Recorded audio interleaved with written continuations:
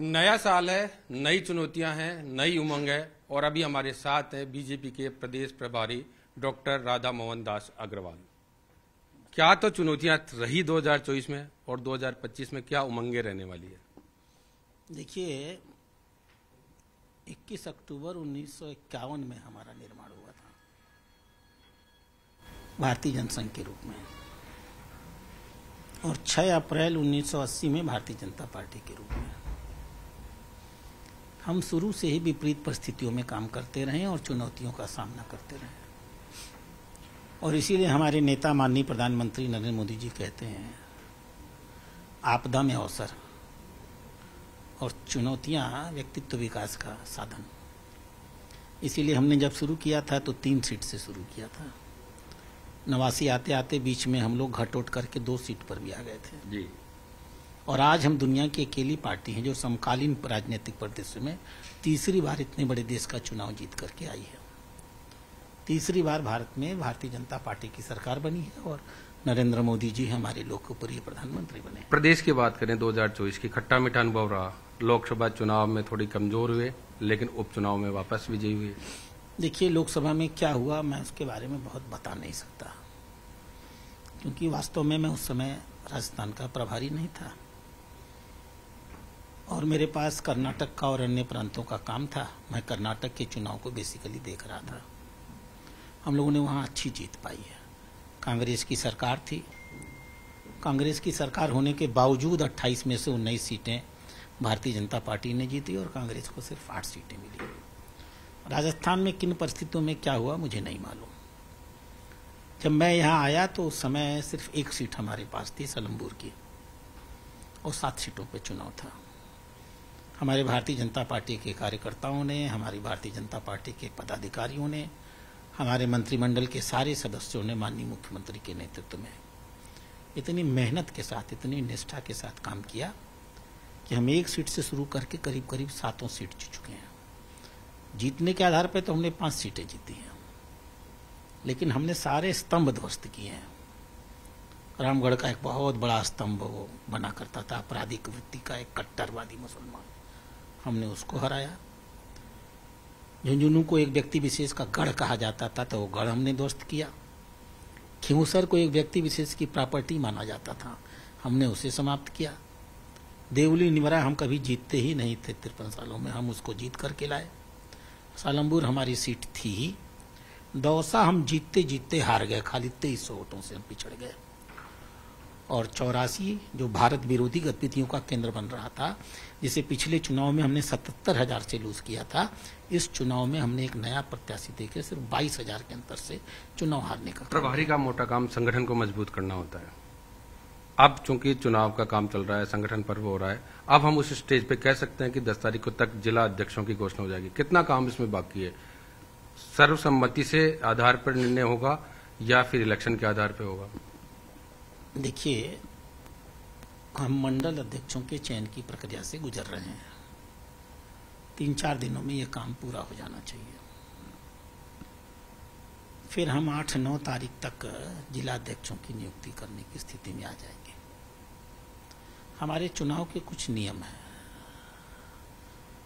हम एक निश्चित आय श्रेणी के लोगों को ही मंडल अध्यक्ष बनाते हैं, 35 से 45 के बीच का। तो जिस भी चुनाव में हमने एक सीमा तय कर दी, इस उम्र के बीच के लोगों को चयनित होना है। तो उसमें तो बहुत सारे जिलाध्यक्ष भी जाएंगे। जिलाध्यक्षों के लिए हमने 45 से 60 साल की नीति बनाई है, लेकिन अन्य शर्तें भी रखी हैं। 60 से ऊपर वाले का क्या होगा? किसी का आपराधिक चरित्र नहीं होना चाहिए, कोई भ्रष्ट नहीं होना चाहिए, संगठनात्मक अनुभव होना चाहिए, कार्यकर्ताओं के बीच में लोकप्रियता होनी चाहिए। हम ये जो सर्वसम्मति का एक माहौल क्रिएट करते हैं, उसके नाते आज हमारा संगठन दिन प्रतिदिन मजबूत होता चला जा रहा है। ये जो 60 साल के ऊपर के लोगों की आपने बात की ना, हम उन सबसे काम लेते हैं। हमारा एक भी अनुभवी कार्यकर्ता घर नहीं बैठता है। बस वो मंडल अध्यक्ष नहीं बनता, जिला अध्यक्ष नहीं बनता, प्रदेश अध्यक्ष नहीं बनता, राष्ट्रीय अध्यक्ष नहीं बनता, लेकिन काम अध्यक्ष से अधिक करता है। संगठन की गतिविधि में उसका इन्वॉल्वमेंट रहता है, सारी कमोर कमेटियों में वो रहता है, उसके अनुभव का हम लोग लाभ लेते हैं और जहां जो जिस प्रकार का हस्तक्षेप वो करता है, हम उसके हस्तक्षेप का सम्मान। एक बयान आपका आया था, आप जब जयपुर आए थे एयरपोर्ट पे, पुराने दर्द गिरेंगे, नए कोपले फूटेगी, नई युवा संचार होगा।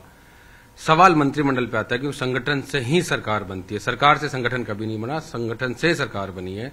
6 सीटें वैकेंट चल रही है, परफॉर्मेंस 1 साल की देख रहे हैं। देखिए, 2 चीजें मैं कहूंगा। मैं तो आया ही संगठन पर्व के लिए हूं, सरकार के लिए तो मैं आया नहीं। और हमारे संगठन का नियम है कि हम 6 साल के बाद किसी को न तो मंडल अध्यक्ष, न जिला अध्यक्ष, न प्रदेश अध्यक्ष, न राष्ट्रीय अध्यक्ष रहने देते हैं। तो हर 6 साल बाद हमारे यहाँ नए कोपलें फूट के आती हैं। जो पुराने लोग होते हैं हम उनका इस्तेमाल भी करते हैं, उनके अनुभव का लाभ भी लेते हैं, लेकिन 6 साल बाद किसी को दोहराते नहीं है। फिर कम से कम 3 साल उसको आराम करना पड़ता है, फिर उसको दोबारा काम दिया जा सकता है। ऐसा नहीं है कि वो घर बैठाया जाता है, उसको हम दोबारा भी अध्यक्ष बना सकते हैं अगर उस आयु सीमा के अंतर्गत आता है तो। दूसरी चीज, आपने मंत्रिमंडल की सीट की कही, कोई भी सीट वैकेंट नहीं है। मंत्रिमंडल के नियमों में ये कहीं नहीं लिखा है कि न्यूनतम 15% मंत्री होंगे, ये लिखा है कि अधिकतम 15% होंगे। ये जवाब देने के लिए ठीक है, लेकिन कामकाज पे फर्क पड़ता है। 6 लोग और जुड़े तो बेटर काम होगा। मेरी बात तो सुन लीजिए। अधिकतम 15% की सीमा कांग्रेसी भ्रष्टाचार के नाते आई थी। सारे के सारे लोग मंत्री बना दिए जाते थे। 60 लोगों की विधानसभा होती थी कई इलाकों में और 40 लोग मंत्री बन जाते थे। अभी दिल्ली में केजरीवाल साहब थे, वो मंत्री नहीं बना पाते थे तो मुख्य सचेतक बना देते थे। 20-20, 25-25, 30-30 मुख्य सचेतक रहते थे। कमोबेश सभी सरकारों में रहा है, बीजेपी में भी रहा है, यहाँ राजस्थान में भी रहा है, कांग्रेस में भी रहा है। सरकारों में मैं अपनी दिल्ली को जानता हूँ, मैं 20 साल उत्तर प्रदेश में रहा हूँ।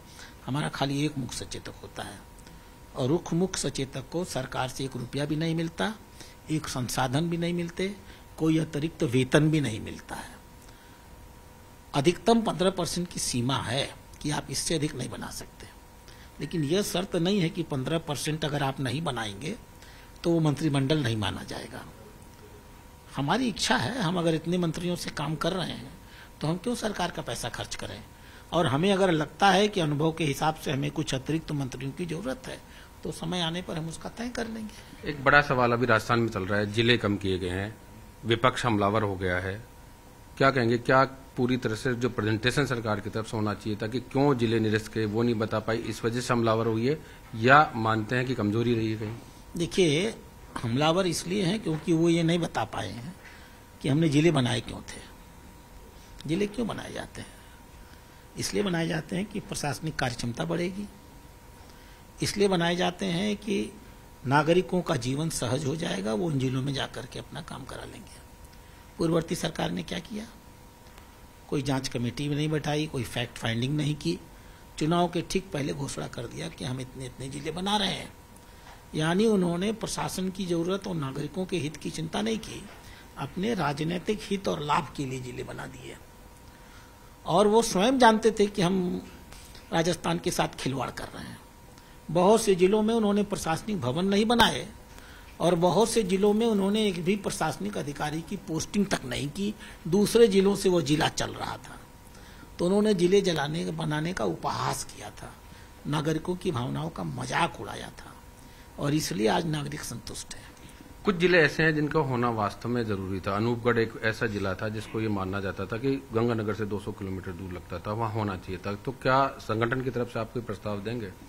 मुझे इसके बारे में कोई तथ्यात्मक जानकारी नहीं है, आपको इसे प्रदेश अध्यक्ष को पूछना चाहिए। संगठन महामंत्री है, संगठन की बागडोर आपके पास रहती है, सत्ता भी अप्रत्यक्ष रूप से रहती है। किस तरह से भजनलाल जी के 1 साल के कामकाज को देख रहे हैं आप? क्या कहती है भजनलाल सरकार 1 साल के कामकाज को लेकर?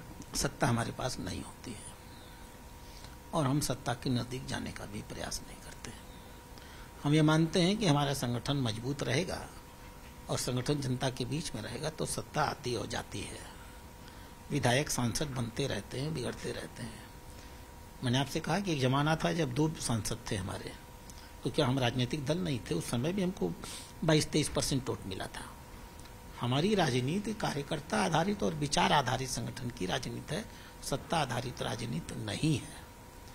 इसलिए मैं आपको सत्ता के बारे में बहुत अधिक जानकारी नहीं दे सकता। आपको इस बारे में माननीय मुख्यमंत्री से बात करनी चाहिए।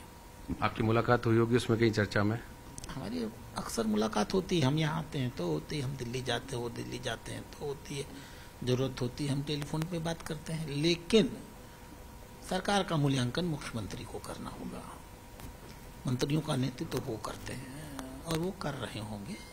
जब जैसा महसूस करेंगे वो केंद्रीय इकाई से बात करेंगे। अभी तो उन्होंने कोई ऐसी बातचीत नहीं की है। तो आखिरी सवाल, संगठन की बात चल रही थी, प्रदेश अध्यक्ष और राष्ट्रीय अध्यक्ष कब तक मिलेगा? प्रदेश अध्यक्ष आपको बहुत जल्दी मिल जाएगा। कोई समय सीमा? कोई समय सीमा इसकी निर्धारित नहीं हो सकती, लेकिन मुझे लगता है कि जनवरी के खत्म होते होते आप अपने अध्यक्ष को पा जाएंगे। और राष्ट्रीय अध्यक्ष चूंकि फरवरी में बजट का सत्र है, इसलिए पार्टी तय करेगी कि बजट सत्र के दौरान चुनाव कराया जाए या बजट सत्र के बाद कराया जाए। मुझे इसकी अभी कोई अधिकृत जानकारी नहीं है। क्या लगता है राजस्थान को लेकर जो विपक्ष हमलावर होगा, क्योंकि अभी मनमोहन सिंह जी पूर्व प्रधानमंत्री की मृत्यु की वजह से शोक में है, तो अब कुछ झेलनी पड़ेगी चीजें, संगठन को भी मैदान में उतरना पड़ेगा। तो आपका कहना सच है। माननीय मनमोहन सिंह की मृत्यु से और किसी को शोक हो या न हो, leader of opposition Rahul Gandhi को बहुत शोक है।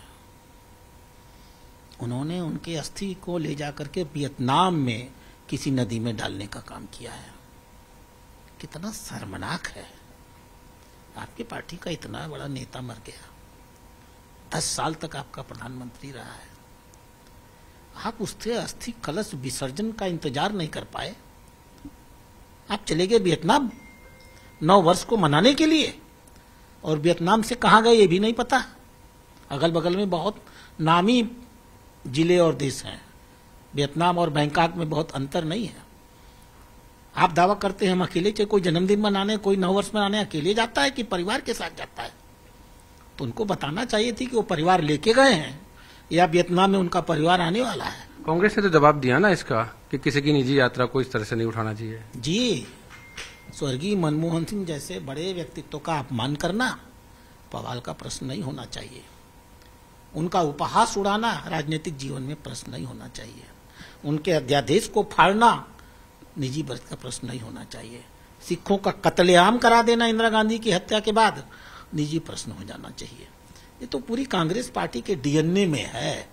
ये गांधी परिवार के अलावा किसी के वजूद को कभी स्वीकार नहीं करते और किसी को सम्मान नहीं देते। सम्मान देने का नाटक करते हैं, देते नहीं है। अगर सम्मान दे रहे होते और हिंदू परंपरा को जानते होते, भारतीय जनता पार्टी उनकी पार्टी नहीं है, उसने 7 दिन का राष्ट्रीय शोक घोषित किया। माननीय प्रधानमंत्री ने अपने कार्यक्रम स्थगित कर दिए, और जिस पार्टी के वो प्रधानमंत्री थे उसका लीडर ऑफ अपोजिशन उनके मृत्यु के दूसरे दिन जहाज में बैठ करके वियतनाम चला गया, और आप इसे निजी यात्रा कह रहे हैं? लीडर ऑफ अपोजिशन एक संवैधानिक पद है। एक सवाल और उठाया जब आपने बात करी है, उनके अंत्येष्टि के लिए जो जगह मिलनी चाहिए थी वो नहीं मिली, स्मारक के लिए जगह दी जा रही है। जी, कांग्रेस को बताना चाहिए कि नरसिम्हा राव की अंत्येष्टि के लिए उन्होंने क्या क्या किया। नरसिम्हा राव जी 5 साल तक इस देश के प्रधानमंत्री रहे हैं। मनमोहन सिंह उनके वित्त मंत्री रहे हैं। मनमोहन सिंह की सफलता के केंद्र में माननीय नरसिम्हा राव प्रधानमंत्री थे 1991 में, जब नई आर्थिक नीतियां आई थी। और नरसिम्हा राव के घर वाले नरसिम्हा राव के शरीर का अंतिम संस्कार दिल्ली में करना चाहते थे। कांग्रेस पार्टी ने उनकी अनुमति नहीं दिया, उनको मजबूत किया कि वो अपनी गृह प्रवेश में ले जाएं। नरसिम्हा राव के पुत्र लाश लेकर निकले। उनकी इच्छा थी कि जाते जाते जिस कांग्रेस पार्टी में उन्होंने अपना पूरा जीवन दिया है, उस कांग्रेस पार्टी के कार्यालय के अंदर उनका एक शरीर 5 मिनट के लिए रख दिया जाए। आधे घंटे तक उनका शरीर बाहर पड़ा रहा। सोनिया गांधी अंदर बैठी रही, दरवाजे नहीं खोले गए और नरसिम्हा राव का शरीर अंदर नहीं जा सका। भारत का दूसरा प्रधानमंत्री, जो सबसे लोकप्रिय प्रधानमंत्री था, लाल बहादुर शास्त्री, विदेश में उसकी हत्या हो गई, शरीर उसका नीला पड़ गया। उसकी पत्नी चिल्लाती रही कि मेरी पति की हत्या की गई है, इसका पोस्टमार्टम कराओ। कांग्रेस पार्टी ने उनके शरीर का पोस्टमार्टम नहीं किया और एक नई मुख्य प्रधानमंत्री ने खट से कुर्सी पर बैठ के शपथ ले लिया। प्रणब मुखर्जी कांग्रेस के ही नेता थे, राष्ट्रपति थे। एक छोटा सा प्रस्ताव तक कांग्रेस पार्टी ने उनकी मृत्यु पर अपने वर्किंग कमेटी करके उस छोटा सा प्रस्ताव नहीं पारित किया। सूप बोले तो बोले, चलनी बोले, जिसमें 72 छेद। कांग्रेस पार्टी का चरित्र है। गांधी परिवार के अगर अतिरिक्त कोई भी मरेगा तो उसे अपमानित। मुहावरे और लोकोक्ति के लिए जाने जाते हैं, हर जगह कहीं न कहीं कुछ कुछ लगा देते हैं।